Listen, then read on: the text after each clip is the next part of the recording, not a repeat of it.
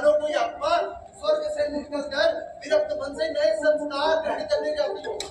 बालकों की पूरी टोली उसके पीछे छड़दार लगे लेकर उसका स्वागत करने के लिए उसके साथ साथ दौड़ रही। मानो वो सब भी इस पतंग के साथ हवा में उड़ रहे। जहाँ सब कुछ समतल है, न मोटर कार, न गाड़ियां, न बस, न ट्रक, न मोटरसाइकिल।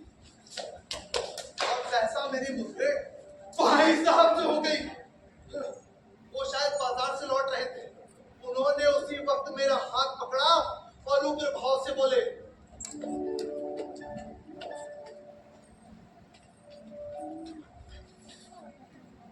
इन बाजारू लौंडों के साथ ढीले के कनकौवे के लिए दौड़ते तुम्हें शर्म नहीं आती? तुम्हें इतनी तमीज नहीं कि अब तुम निचली जमात में नहीं ऊंची जमात में पहुंच गए हो? मुझसे एक दर्जा नीचे। अरे कुछ तो अपने पोजीशन का ख्याल करो। एक जमाना था कि तुम्हारे जमात के लोग नायब तहसीलदार हो जाए करते। मैं कितनी मिडिलचियों को जानता हूँ जो अव्वल दर्जे के डिप्टी मजिस्ट्रेट और सुप्रिंटेंडेंट है, समाचार पत्रों में संपादक है, बड़े बड़े विद्वान भी उनकी मातहती में काम करते हैं। और तुम उसी दर्जे में आकर ठेले के कनकौवे के लिए बाजारू लौंडों के साथ दौड़ लगा रहे हो। मुझे तुम्हारी इस कमकली पर दुख होता है। तुम शहीन हो, इसमें कोई शक नहीं, लेकिन वो जहन किस काम का जो अपनी आत्मगौरव की हत्या कर डाले?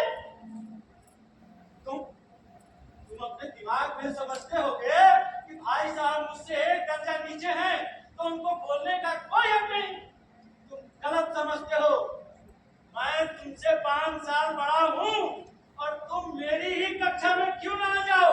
और अगर इन परीक्षकों का यही हाल रहा तो निसंदेह अगले साल तुम मेरे समकक्ष होगे। हो सकता है आगे निकल जाओ, लेकिन ये जो 5 साल का अंतर है उसे तुम क्या खुदा भी नहीं मिटा सकता।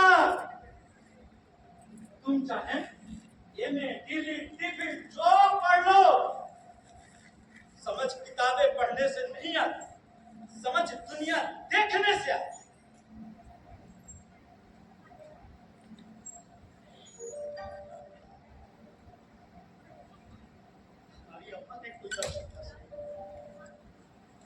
दादा भी 5वीं 6वीं जमात से ज्यादा नहीं पढ़े होंगे, लेकिन हम दुनिया की चाहे जो विद्या पढ़ लें, उनको हमें डांटने और समझाने का पूरा अधिकार है।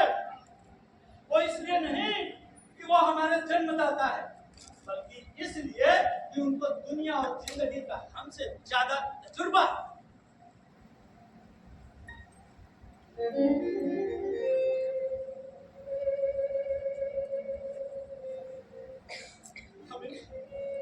हमें तो ये भी नहीं मालूम कि महीने का खर्च महीने भर कैसे चले। दादा जो रुपया भेजते हैं 20-22 दिन में खत्म हो जाता है,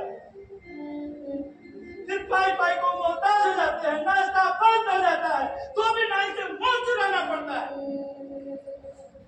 जितना रुपया दादा हम लोगों को भेजते हैं ना, उसके आधे में उन्होंने अपनी जिंदगी की आधी उम्र नेक नामी और इज्जत से काट दी। कुटुंब का पालन करते हुए 9 आदमी थे कुटुंब में। अपने हेडमास्टर साहब को एमए है, यहाँ के नहीं ऑक्सफोर्ड के एमए हैं, 1000 रुपया पाते हैं। उनके घर का खर्च कौन चलाता? कौन चलाता? उनके घर का खर्च कौन चलाता है? उनकी बूढ़ी माँ। अब तो यहाँ उनकी डिग्री बेकार हो गई। जब वो खुद घर का खर्च चलाते तो कितना परेशान रहते थे, पाई के मोहताज रहते थे, कर्जे में रहते थे। लेकिन जब से उनके घर का प्रबंध उनकी माता जी ने संभाला है, मानो घर में लक्ष्मी आ गई। भाईजान, ये गुरूर अपने दिमाग से निकाल दो कि तुम मेरे समीप आ गए हो तो तुम स्वतंत्र हो। मेरे रहते तुम विराह ना जाने पाओगे। मुझे मालूम है कि मेरी बातें तुम्हें जहर की तरह लग रही है, लेकिन अगर तुम ऐसे नहीं समझे तो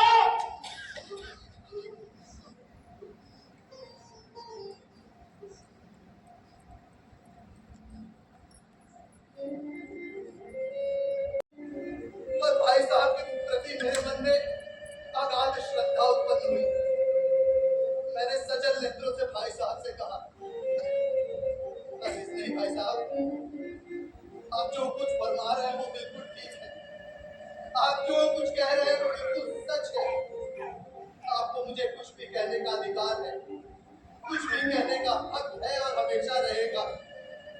मुझे माफ कर दीजिए भाई साहब, मुझे माफ कर दीजिए। हमें माफ कर दीजिए भाई साहब, हमें माफ कर दीजिए।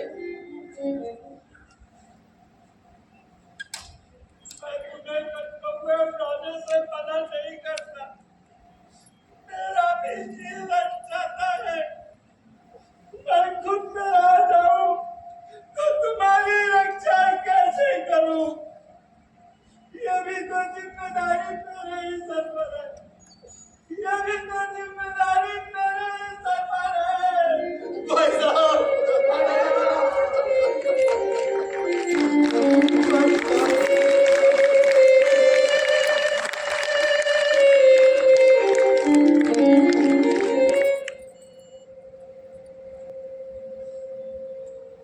और संयोग से उसी वक्त एक कटा हुआ करतुआ ठीक हमारे सिर के ऊपर से गुजरा। बालकों की पूरी सेना उसे लूटने के लिए उसके पीछे दौड़ पड़ी।